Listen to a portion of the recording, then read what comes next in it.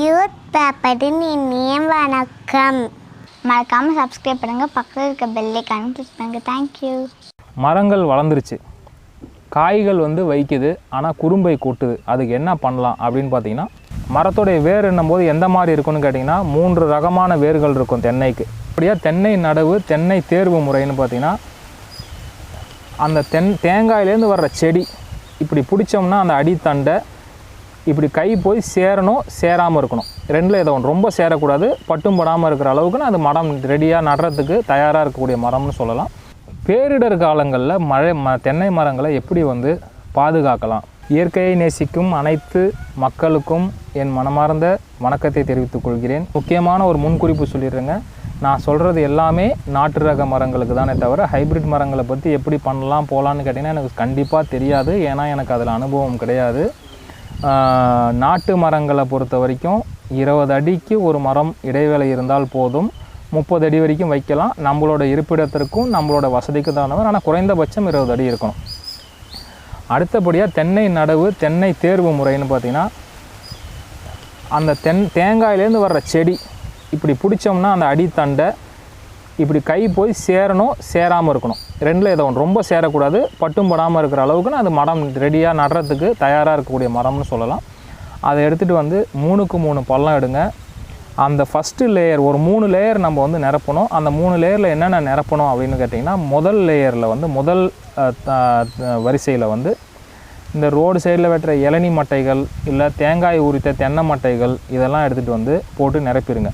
இது என்ன பயன் அப்படின்னு கேட்டிங்கன்னா, தென்னை மட்டைகளை உள்ளே போட்டு ஒரு 1/2 அடிக்கு நிரப்பும் போது அதுங்க மக்குச்சுன்னா காலப்போக்கில் உரமாகவும் மாறும்.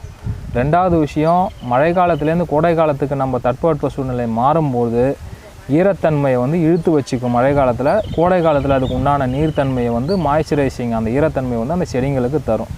இது ஒரு முக்கியமான காரணம். அடுத்த லேயர் என்ன போடலான்னு கேட்டிங்கன்னா, நன்கு மக்கிய மாட்டு உரம், மாட்டு எரு. இது கூட ஒரு 1/2 கிலோ கடலை புண்ணாக்கு, ஒரு 1/4 கிலோ வேப்ப புண்ணாக்கு. கடலை புண்ணாக்கும் எருவும், மாட்டு எருவும் எதுக்குன்னு கேட்டிங்கன்னா, மண்புழுக்களை உருவாக்கும். அதில் ஒரு இனிப்புத்தன்மை வரும். அது ஒரு நல்ல விஷயத்தை கொண்டு வரும்.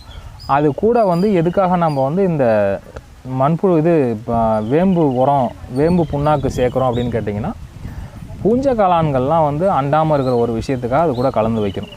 இதெல்லாம் வச்சுட்டு ஒரு 1/2 அடிக்கு இதெல்லாம் ஃபில் பண்ணிவிட்டு, அதுக்கப்புறம் ஒரு மேலே அந்த புண்ணாக்கோ இல்லை அந்த எருவோ மறைகிற அளவுக்கு மேல் மண்ணை உள்ளே போட்டு செடியை நல்லா நடு மையத்தில் வச்சு, அதுக்கு மேலே மணல் பாங்கான மணலை கொட்டினாலும் சரி, இல்லை மீதி இருக்கிற மண்ணை கொட்டினாலும் சரி, கொட்டி நல்லா மிதித்து அழுத்தி விட்டுட்டிங்கன்னா அந்த 3 அடியில் இப்போ நம்ம சொன்னதெல்லாம் போக 1/2 அடி கேப் இருக்கணும், 1/2 அடி பள்ளம் இருக்கணும். எதுக்குன்னா அப்போ தான் தென்னை வளர வளர மேலே வேர் தள்ளாமல் முடிஞ்ச அளவுக்கு மண்ணுக்குள்ளேயே வேற தள்ளும். இது தென்னை நடவு முறைக்குண்டான ஒரு விஷயங்கள். அடுத்தது தென்னையை வளர்ப்பு முறைகள் எப்படின்னு கேட்டிங்கன்னா, இப்போ நிறைய பேர் சொல்லுவாங்க, ஹைப்ரிட் மரமாக இருந்தால் 3 வருஷத்துலேயே காய்ச்சிருது சார், நாட்டு மரம்லாம் எங்கே சார் இப்போலாம் 6 வருஷம் கழித்து தான் சார் காய்க்குது அப்படின்றாங்க. அந்த மரங்கள் 5 வருஷம் தானே சார் கழித்து காய்க்குது, அதனால தான் சார் நான் ஹைப்ரிட்டுக்கு போனீங்கன்னு சொன்னீங்கன்னா, உங்களுக்குலாம் நான் ஒரு விஷயத்த சொல்கிறேன். இது எல்லாருக்கும் தெரிஞ்ச விஷயந்தான். இங்கே இருக்கிற எல்லா மரங்களும் எங்கள் தாத்தா வச்ச மரம். எங்கள் தாத்தாவுக்கு அப்புறம் எங்கள் அம்மா அப்பா அனுபவித்தாங்க, எங்கள் அம்மா அப்பாவுக்கு அப்புறம் நான் அனுபவித்தேன், நான் அனுபவிச்சிட்ருக்கிறேன், என் பொண்ணுங்களும் அனுபவிச்சிட்ருக்குறாங்க. ஹைப்ரிட் மரமாக இருந்தால் உங்கள் கண்ணு முன்னாடி நீங்கள் எப்படி நடுறீங்களோ அதே மாதிரியே உங்கள் கண்ணு முன்னாடியே அது செத்து போயிடும். அதுக்கு ஆயுட்காலம் 35 முதல் 45 வயது வரைக்கும் தான். ரெண்டாவது விஷயம், அதோட காய்க்கும் காலங்கள் பார்த்திங்கன்னா 20 வருடம் தான் இருக்கும். அதே மாதிரி நாட்டு மரங்கள் அப்படி கிடையாதுங்க. 80 வருடம், 90 வருடம், 100 வருடம் இருக்கக்கூடிய நாட்டு மரங்கள்லாம் இன்னமும் இருக்குது. மரங்கள் வளர்ந்துருச்சு, காய்கள் வைக்குது, ஆனால் குறும்பை கூட்டுது. அதுக்கு என்ன பண்ணலாம் அப்படின்னு பார்த்தீங்கன்னா, நிறைய பேர் கவரில் அது ஊற்றி இதை ஊற்றி கட்டுவாங்க, டிஏபி போடுறாங்க, பொட்டாஷ் போடுறாங்க. நம்ம இயற்கை முறையில் என்ன பண்ணலான்னு யோசிக்கும் போது மீனமிலம் என் மனசுக்கு தோணின ஒரு விஷயம். வாழைக்கு, மா, பெலா, எலும்பிச்சை, கொய்யா, இதெல்லாம் பூ பூக்கிற காலத்தில் மீனமிலம் தெளித்தோம்னா காய்கனியாக நல்லா மாறும்.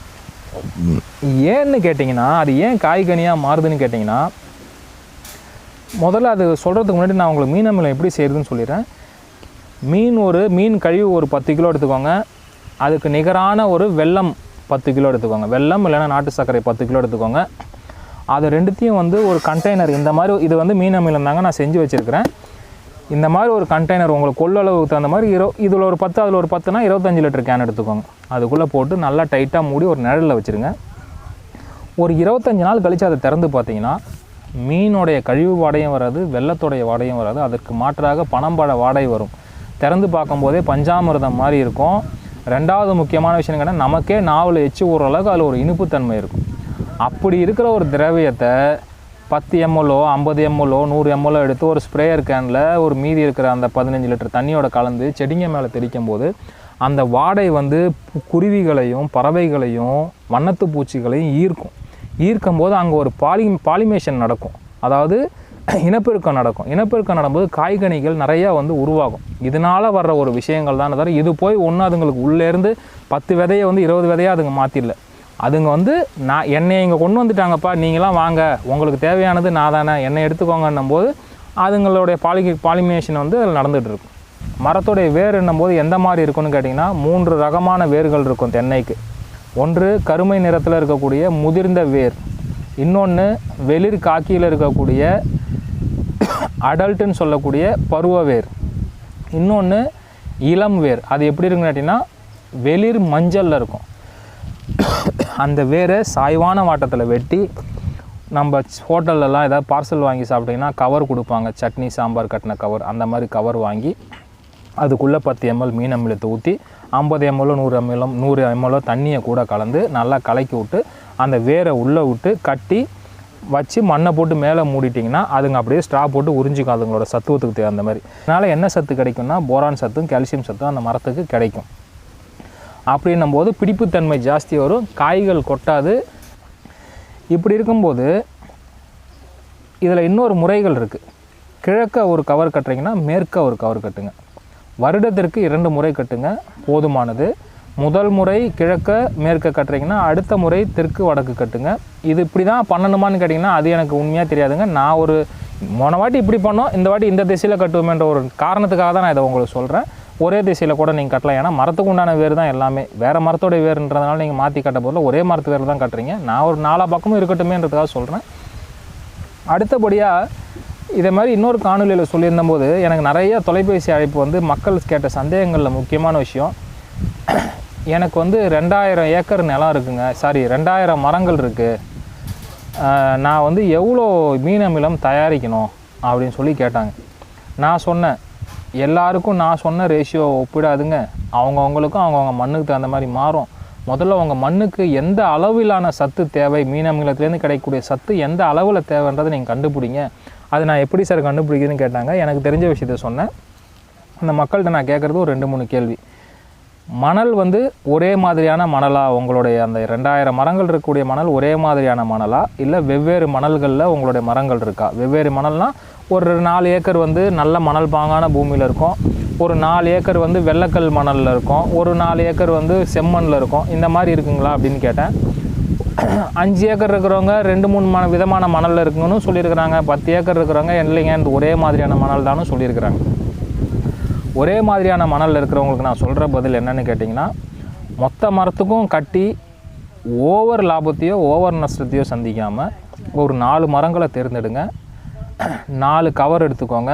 ஒரு கவரில் 10 ml 50 ml தண்ணி 10 ml மீன் அமிலம் 50 ml தண்ணி ஊற்றுங்க. இன்னொரு கவரில் 20 ml மீன் அமிலம் 50 ml தண்ணி ஊற்றுங்க. இன்னொரு கவரில் 30 ml மீன் அமிலம் 50 ml தண்ணி ஊற்றுங்க. இன்னொரு கவரில் 40 ml மீன் அமிலம் 50 ml தண்ணி ஊற்றுங்க. நான் சொன்ன அந்த வெளிர் மஞ்சள் இருக்கிற வேரில் கட்டுங்க.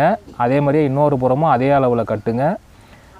எந்த மரம் இப்போ 10 ml இந்த 4 மரமே வந்து உங்களுக்கு ஒரே தோப்பு ஒரே மணல்ன்றதுனால 10 காயோ 15 காயோ தான் காய்க்கும். 10 ml மீன் அமிலம் 50 ml தண்ணி ஊட்டுற மரத்தில் 3 மாதம் கழித்து 10 காய் காய்ச்ச அந்த மரம் 20 காய் காய்க்குது அப்படின்னா நல்ல விஷயம், குட் ரிசல்ட்.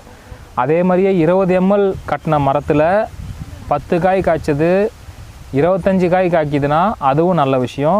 அதேமாதிரி 30 ml கட்டின மரத்தில் 30 காய் காய்க்குதுன்னா நல்ல விஷயம். 40 ml கட்டின மரத்தில் 40-45 காய் காய்க்குதுன்னா ரொம்பவே நல்ல விஷயம். அது நமக்கு மட்டும்தான், மரத்துக்கு கிடையாது. அதனால் நடுத்தரமான ஒரு லாபத்தை தேர்ந்தெடுத்து அந்த அளவு வந்து உங்கள் மரத்துக்கெல்லாம் பயன்படுத்துங்க. ஏன்னு கேட்டிங்கன்னா 10ன்றது குறைவான காய் ஒரு மரத்துக்கு. ஆனால் 50ன்றது அதுக்கு வந்து சுமை, ரொம்ப சுமையை வந்து மரத்துக்கு ஏற்ற வேண்டாம். நடுத்தரமாக ஒரு 30, 35, 25ன்றதை நிறுத்தி வச்சுக்கோங்க. அது ஒரு அளவாக வச்சு அந்த அளவை வந்து மீதி இருக்கிற அந்த மணலுக்கு கட்டுங்க. இதே விவசாயிகள் வந்து எனக்கு 2-3 மணல் பங்குன்னா 2-3 மணல்லையும் நான் சொன்ன அந்த டெஸ்டிங்கை போடுங்க. அந்த டெஸ்டிங்கை பண்ணி எந்த மரம் வந்து உங்களுக்கு நடுத்தரமான நஷ்டமடையாமல் அதீத லாபம் இல்லாமல், அதீத லாபம்ன்றது வந்து நமக்காக இருக்கலாம், அது மரத்துக்கு வந்து சிரமம். அந்த மரத்துக்கு சிரமம் தரக்கூடிய லாபம் இல்லாமல் ஒரு நடுத்தரமான ஒரு லாபத்தை தேர்ந்தெடுத்து அந்த அளவை வந்து நீங்கள் பயன்படுத்துங்க. 3வது விஷயம், மரத்தில் வந்து என்னென்ன நோய்கள் இருக்குது, எப்படி அதை பராமரிக்கலாம் அப்படின்னு கேட்டிங்கன்னா, சில மரங்கள்லாம் பார்ப்பீங்க இலைகள் வந்து மஞ்சளாகவும் புள்ளி குத்தல் விழும். புள்ளி குத்தல்னால் பச்சை இலையில் கருப்பு புள்ளி விழும், இல்லை மஞ்சள் இலையில் பச்சை புள்ளி விழும், இது கருப்பு புள்ளி விழும். இதெல்லாம் என்ன காரணம்னா போரான் சத்து, கால்சியம் சத்து கம்மியாக இருந்தால் தான் இந்த மாதிரி பிரச்சனைகள்லாம் வரும். குருத்தழுகள் இருந்தாலும் இந்த மாதிரி பிரச்சனைகள்லாம் வரும். அதனால் அதுங்களுக்கெல்லாம் என்ன பண்ணுறீங்க அப்படின்னு கேட்டிங்கன்னா, மூடாக்கு முறையை பயன்படுத்துங்க. மூடாக்குன்னா மல்ஜிங் ப்ராசஸ்ன்னு ஆங்கிலத்தில் சொல்லுவாங்க. சணப்பை, தக்கப்பூண்டு, கொள்ளு, துவரை, அதுக்கப்புறம் வந்து பச்சைப்பயிறு, உளுந்து இதெல்லாம் சுற்றிலும் விளைச்சி விட்டு அதுங்களை அப்படியே பிடுங்கி அதே இடத்துல போட்டு மண்ணில் புதைக்காமல் அப்படியே போட்டு காஞ்சி அதுங்களே சத்துவத்தை உள்ளே அமுக்கும். எருக்கு வந்து முக்கியமான போரான் சத்து தரக்கூடிய ஒரு மரம். வாழை மரம், பட்டு போன வாழை மரமும் வெட்டின வாழை மரத்தையும் எடுத்துகிட்டு வந்து 4 துண்டாக வெட்டி சுத்தீரம் போடுங்க. அருமையான ஒரு சத்து தரக்கூடிய மரம் தென்னைக்கு. அதில் வந்து நிறைய அதுங்களுக்கு வந்து தழைச்சத்து, மணிச்சத்து, சாம்பல் சத்து, இரும்பு சத்து, போரான் சத்து, கால்சியம் சத்துலாம் நிவர்த்தி ஆகும். அடுத்த விஷயமாக நிறைய பேருக்கு வரக்கூடிய சேலஞ்ச் வந்து என்னென்னு பார்த்திங்கன்னா, குருத்தழுகள் உழறது. நாட்டு மரங்களை பொறுத்த வரைக்கும் குருத்தழுகள் உழுகிறது, ஹைப்ரிட் மரங்களை பொறுத்த வரைக்கும் குருத்தழுகள் உழுகிறது வந்து சகஜம் தான் ரெண்டுத்துக்குமே. அதுங்க எப்படி மீண்டு வருதுன்ற மாதிரி தான் அதோடைய விஷயங்கள் இருக்குது. மீண்டு வருதுன்ற சென்ஸ், என்ன பண்ணாலும் நான் என் வேலை செய்வேன்னு சொல்கிறதா நாட்டு மரம், நீ எதாவது பண்ணிட்டாலே நான் ஆஃப் ஆயிடுவேன்னு சொல்கிறது தான் ஹைப்ரிட் மரம்.